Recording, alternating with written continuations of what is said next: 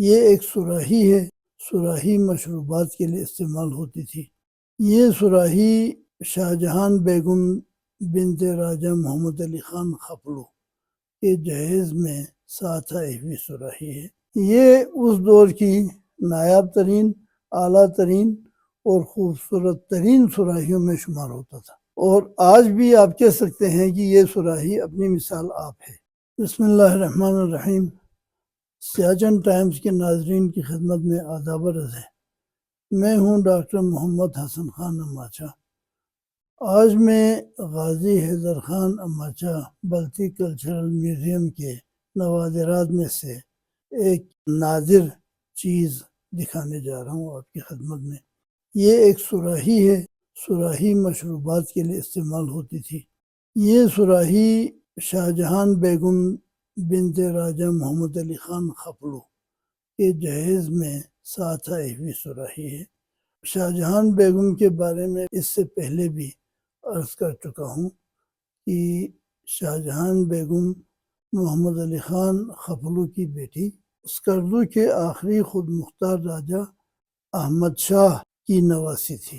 شاہجہان بیگم کی شادی شیگر کے اماچہ خاندان کے آخری خود مختار حکمران غازی حیدر خان اماچہ کے بیٹے مراد علی خان کے ساتھ ہوئی۔ مراد علی خان خود بھی بہت بڑے شاعر اور فنکار تھے۔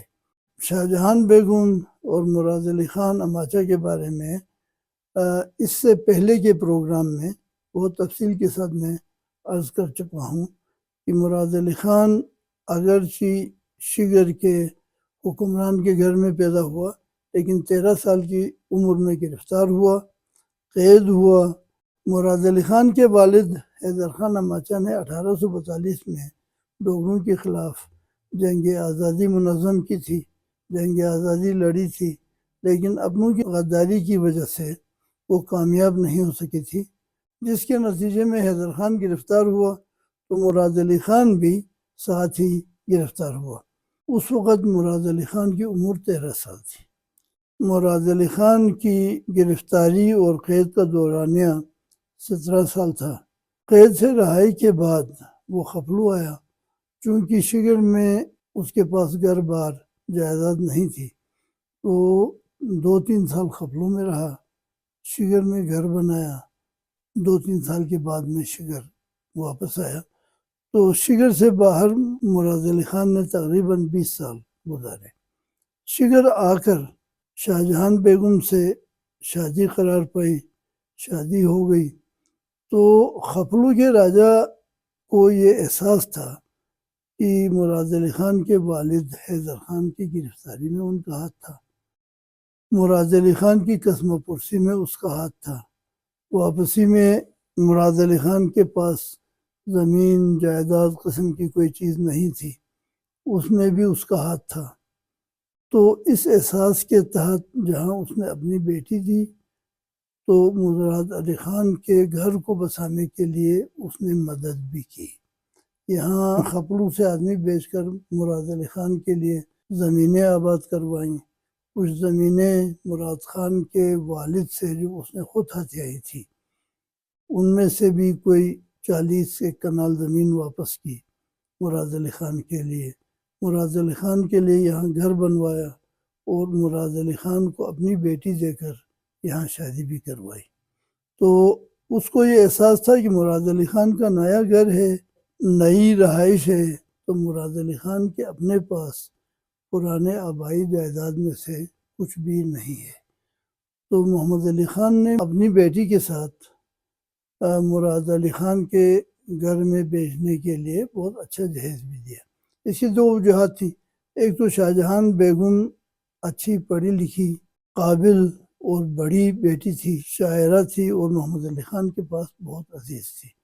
دوسرا، اس کو مراد علی خان کی حیثیت کا احساس تھا اور اس حیثیت میں لانے تک اس کے اپنے کردار کا احساس تھا۔ تو اس نے مراد علی خان کی ہر قسم سے مدد کرنے کی کوشش کی۔ مراد علی خان کی منگیتر کو شادی کے وقت محمد علی خان نے بہت اچھا جہیز دیا۔ 14 سیٹ سامان بھیجا تھا۔ تو آج کا سیٹ اور طرح کا ہوتا ہے، اس وقت کا ایک سیٹ ہم بلتی میں کہتے تھے سر چبجی، تو ہر سر میں گھر کے استعمال کے ہر آئٹم سے ایک چیز ہوتی تھی۔ یہ جو چیز میں آپ کو دکھا رہا ہوں یہ صراحی ہے، یہ بلتستان میں بنی ہوئی صراحی نہیں ہے بلکہ یہ کشمیر میں بنی ہوئی صراحی ہے، اور اس کی بناوٹ، اس پر جو پھول بوٹے بنائے گئے ہیں اور اس کا جو ڈیزائن ہے وہ بہت ہی اعلیٰ قسم کا ہے۔ اس میں ایرانی گلکاری اتنی نظر نہیں آتی، لیکن کشمیری گلکاری اس میں بہت خوبصورت ہے اور اس کی بناوٹ بھی بہت خوبصورت ہے۔ اس قسم کی صراحی ایران میں استعمال ہوتی ہے، لمبے گردن والی، لمبے چونچ والی اور لمبے ہینڈل والی، لیکن ایران کے بعد ہندوستان میں، ہندوستان کے بعد کشمیر میں اس طرح کی صراحی استعمال ہوتی تھی۔ بلتستان میں اس طرح کی صراحی استعمال نہیں ہوتی عام طور پہ، کیونکہ یہاں پہ ٹھنڈے مشروبات کا رواج ہی تقریباً نہیں ہے۔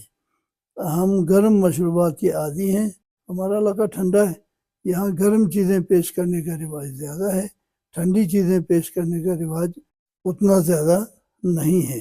گرم چیزیں پیش کرنے کے لیے ہمارے پاس سماوار ہیں، ابریل ہیں، ان کو ہم زیادہ استعمال کرتے ہیں۔ اس صراحی کا جو ڈیزائن ہے وہ تو ایرانی ہے، اس طرح کی صراحی ایران میں بنتی تھی اور ساتھ میں ترکی وغیرہ میں بھی بنتی ہے۔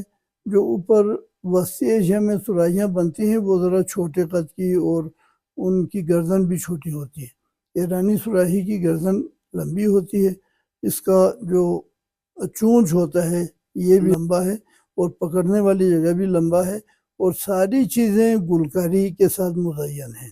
اس کی جو گلکاری ہے اس کا بیج والا حصہ جو چکان کہلاتا ہے وہ ایرانی طرز کا ہے یا نیم ایرانی طرز سمجھ لیں، لیکن اس کے ارد گرد جتنی بھی گلکاری ہے وہ بہت ہی نفیس قسم کی کشمیری گلکاری ہے۔ یہ صراحی اصل میں کشمیر میں بنی ہوئی ہے۔ اس کے پیندے سے لے کے اوپر قبے تک اور چونچ سے لے کر پکڑنے والی ہینڈل تک، یہ سب پر بہت خوبصورت گلکاری کی ہوئی ہے۔ آپ اس کے چونچ کو دیکھیں تو نیچے پائپ کو چھوڑ کر اوپر چونچ کے آخری حصے کا دھات الگ ہے اور آخری حصہ شیر کا سر بنا ہوا ہے جس سے آگے منہ نکلتا ہے۔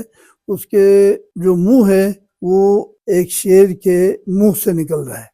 جو مشروبات پیش کرتے ہیں اس صراحی کے ذریعے وہ اس شیر کے منہ سے نکل کے نیچے پیالی میں یا گلاس میں جس میں آپ چیز پلاتے ہیں اس شیر کے منہ سے نکل کے آتا ہے۔ یہ اس دور کی نایاب ترین، اعلیٰ ترین اور خوبصورت ترین صراحیوں میں شمار ہوتا تھا، اور آج بھی آپ کہہ سکتے ہیں کہ یہ صراحی اپنی مثال آپ ہے۔ شگر کی تاریخ سے متعلق اس طرح کی نایاب چیزوں کو دیکھنے کے لیے سیاٹن ٹائمز کے ساتھ جڑے رہیے۔ ملتے ہیں کسی اور پروگرام میں، تب تک کے لیے خدا حافظ۔